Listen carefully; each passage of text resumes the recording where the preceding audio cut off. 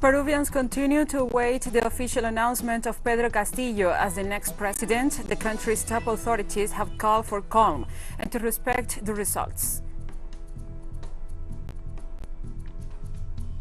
Brazil's Senate this Wednesday put off a vote of the privatization of the Eletrobras energy company in the face of strike action called by its workers and widespread criticism of the move.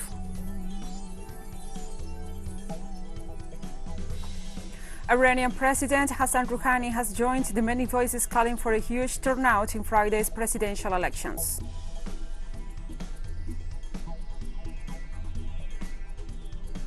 From the headquarters of TeleSUR English in Havana, Cuba, this is From the South.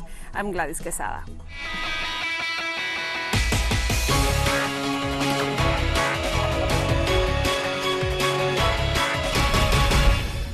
And now we begin with the news. Peru's National Office of Electoral Processes has finally concluded the count of ballots cast in the presidential runoff of June the 6th. But Peruvians continue to await the official announcement of Pedro Castillo as the winner. According to the results published on the Electoral Authority's website, the candidate for the Free Peru Party, who has maintained the lead throughout the count process, secured 50.12% of the vote. Meanwhile, far-right candidate Keiko Fujimori of the Popular Force Party, and who has continued to make claims of fraud, secured 49.87% of the ballots. This represents a difference of just over 44,000 votes between the two candidates in one of the tightest presidential races in Peru's history.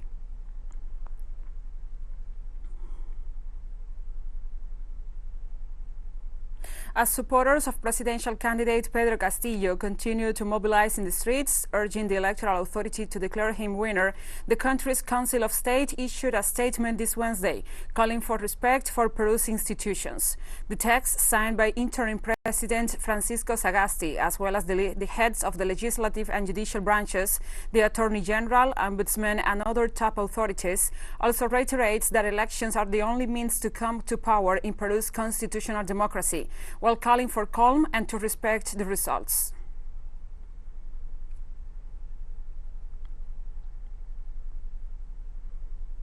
Meanwhile, the National Jury of Elections, the body responsible for declaring the winner of the June 6 presidential runoff, is reviewing the request to annul tens of thousands of ballots submitted by losing candidate Keiko Fujimori.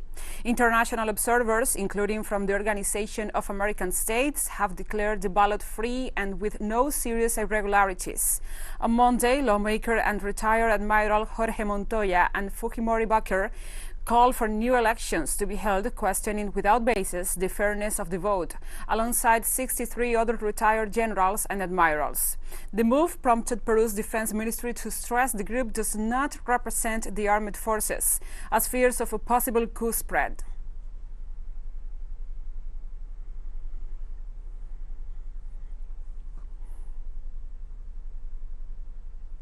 And structural failure caused the collapse of a Mexico City metro overpass that left 26 people dead, according to an initial investigation by independent experts published on Wednesday. Norwegian engineering company DNV released the report that identified a number of deficiencies in the construction process linked to the May 3rd disaster. They include problems with the welding, insufficient bolts, and the use of different types of concrete. Dozens were injured when a section of the elevated track collapsed and a train came crashing down. The metro line involved in the tragedy has been plagued by problems since it was inaugurated in 2012. The disaster has prompted accusations of negligence and demands for justice from devastated relatives.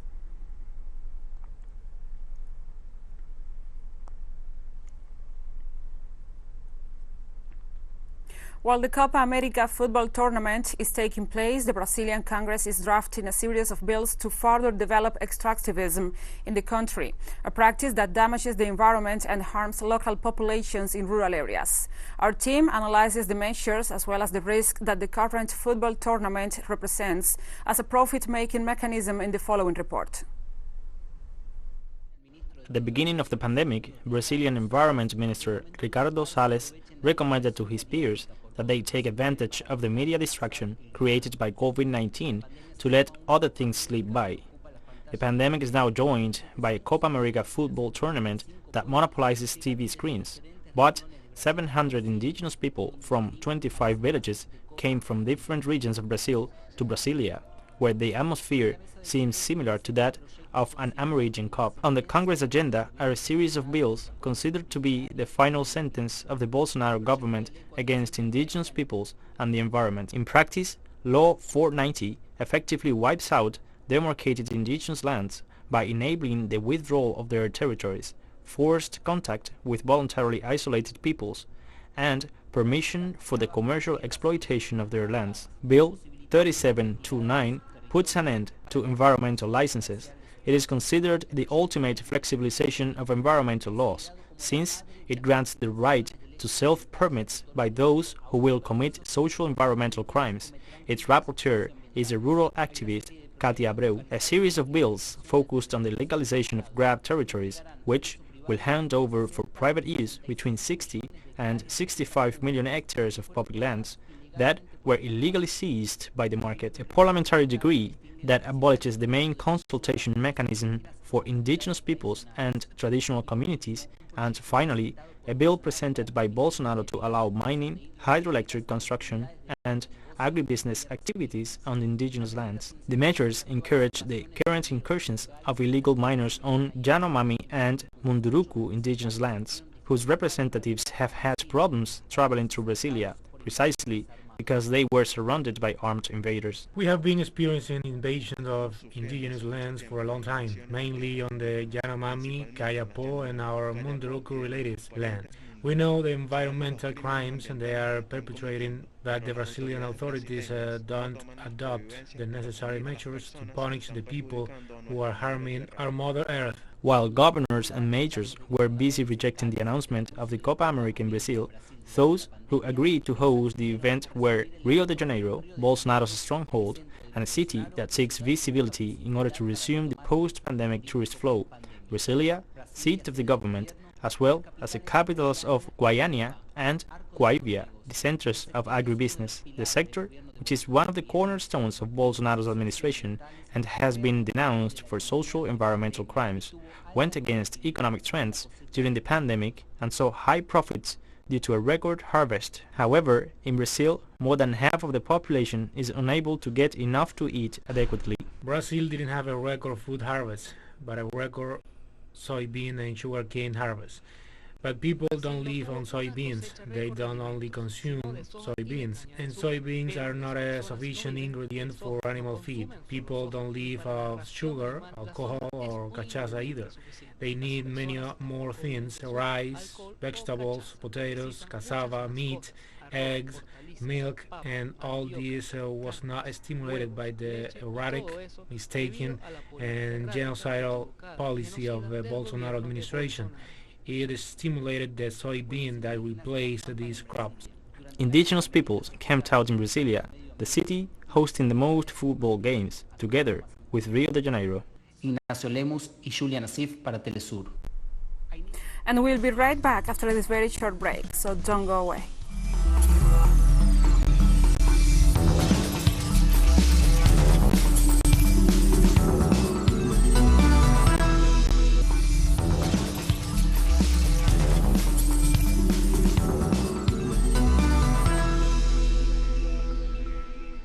Welcome back.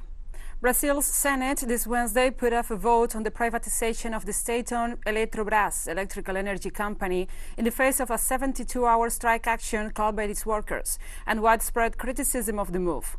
Our correspondent Brian Muir has the details.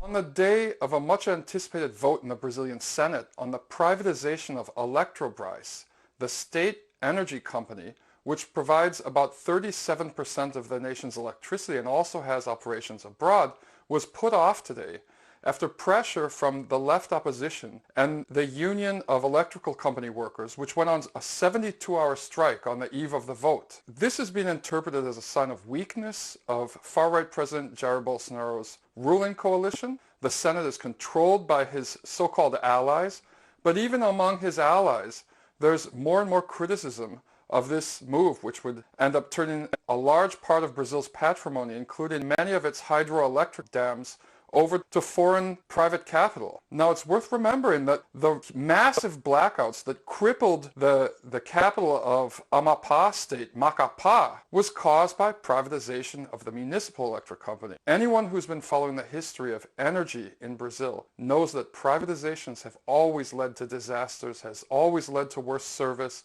has always led to blackouts in this country. So with that being said, it looks like there was a tentative small victory for the Brazilian labor movement today. And in this climate of growing fascism, any victory counts, any victory is important. And this also comes on the eve of massive national anti-Bolsonaro protests scheduled for this Saturday. And the first face-to-face meeting between the presidents of Russia and the United States ended in Geneva with an agreement to start negotiations on nuclear arms and cybersecurity. Both heads of state described the meeting as positive, so much so that their respective ambassadors will return to their duties in Washington and Moscow.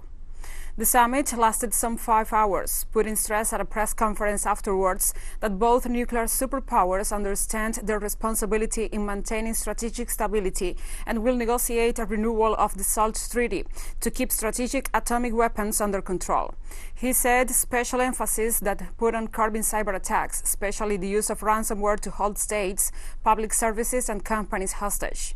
On Ukraine, another contentious issue, both countries agreed that a solution to the conflict in the Donbass area must be based on the Minsk Agreement of 2015, which includes the interests of the Russian-speaking self-proclaimed People's Republics.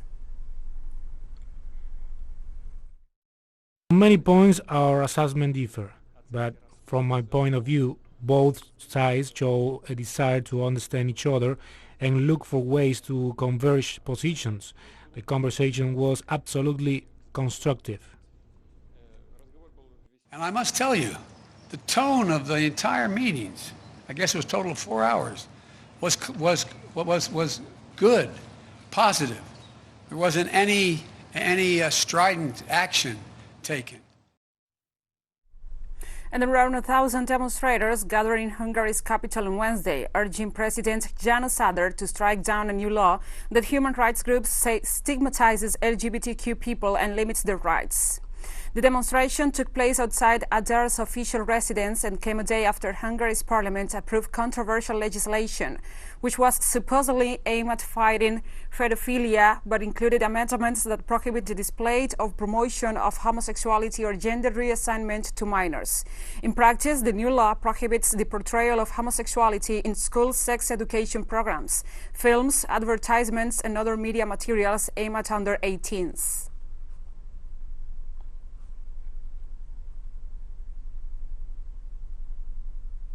Three Chinese astronauts were launched into space on Thursday. Their mission is the construction of China's space station Tiangong, or Heavenly Palace. This is the first manned space mission carried out during the construction of China's space station. It has multiple tasks, including technology verification in areas such as astronauts' extended stay in orbit, resupply of space supplies, extravehicular activities, and operations, and also in-orbit maintenance. In the past 7 months, Chinese scientists have already successfully landed exploratory rovers on the Moon in December and on Mars in May.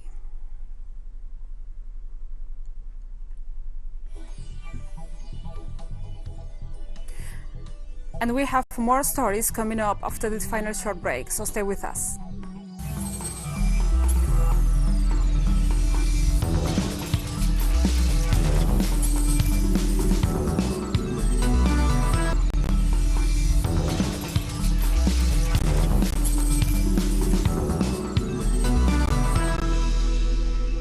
Welcome back.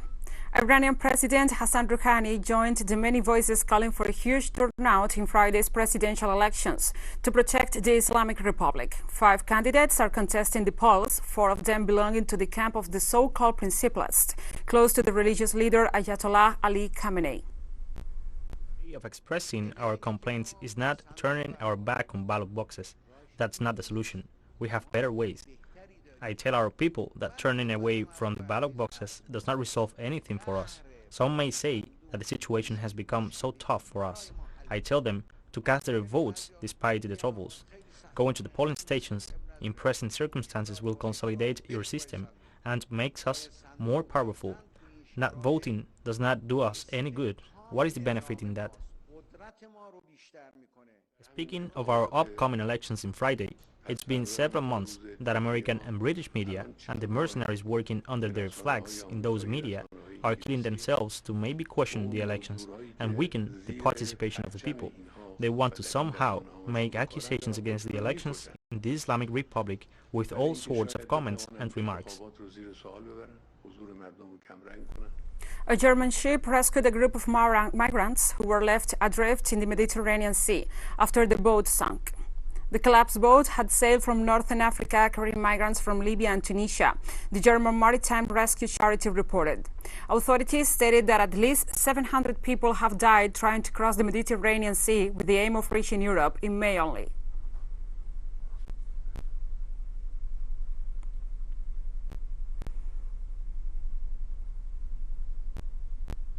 In Ethiopia, the electoral campaigns corresponding to the general elections on next June 21st ended. Supporters of the banner Party for True Democracy took to the streets in Addis Ababa in the context of the end of campaigns prior to the parliamentary elections that will elect 547 members of the federal parliament and the leader of the executive branch. This is the first electoral test for Prime Minister Abiy Ahmed since he took office in the country on 2nd April 2018, because the last elections were in 2015.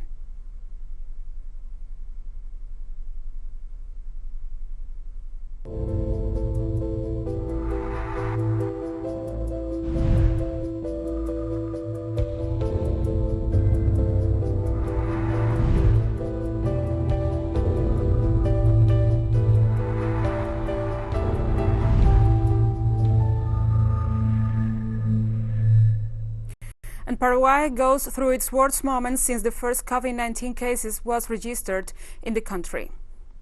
The country ranks as the region with the highest mortality in the world, with a rate of 24.79 deaths per 100,000 inhabitants, according to the count based on official figures.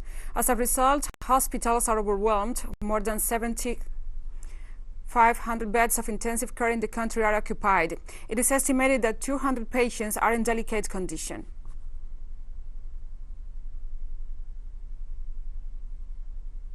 They attended there, but they did not give us any attention. They just urged that there was no space at the time because they were saturated. That was, they told us. As of Thursday, the French will not be forced to wear protective masks against COVID-19. Prime Minister Jean Castex announced on Wednesday. The curfew will also be lifted 10 days ahead of the previous plan. The general obligation to wear a mask outdoors. The High Council of Public Health sent us yesterday an opinion on the wearing of masks outdoors, and we will draw the consequences without delay.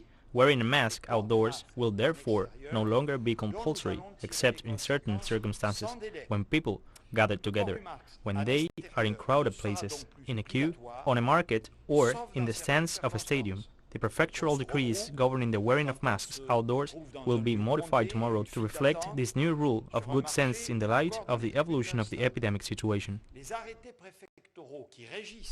Moscow has become the first city in the world to make vaccination against coronavirus compulsory, not just for healthcare workers, but for employees in a range of public-facing industries, including catering, transport, and museums. The order was published by the officials in the Russian capital, citing concerns over the worsening local epidemiological situation. The city's top health authority, Elena Andrieva, warned that there is an increase in the number of people who actively visit public places and use mass transit systems while infected. As a result, 60% of workers in selected businesses and organizations will be required to be immunized. Sectors singled out include transport, the food and beverage businesses, banks, as well as those working in beauty salons, theaters, museums, fitness clubs, spas, and massage parlors.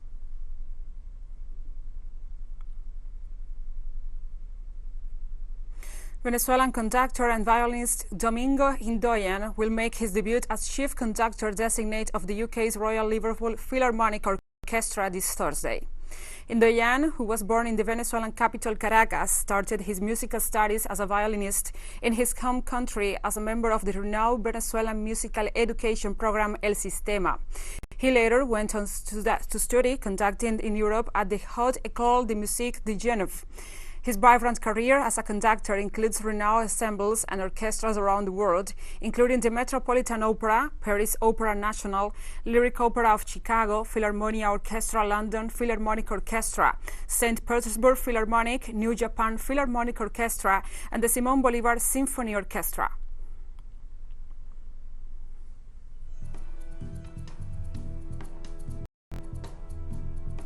And we have come to the end of this news brief, but we finish with Venezuelan Domingo Hindoyan conducting the Metropolitan Opera Orchestra.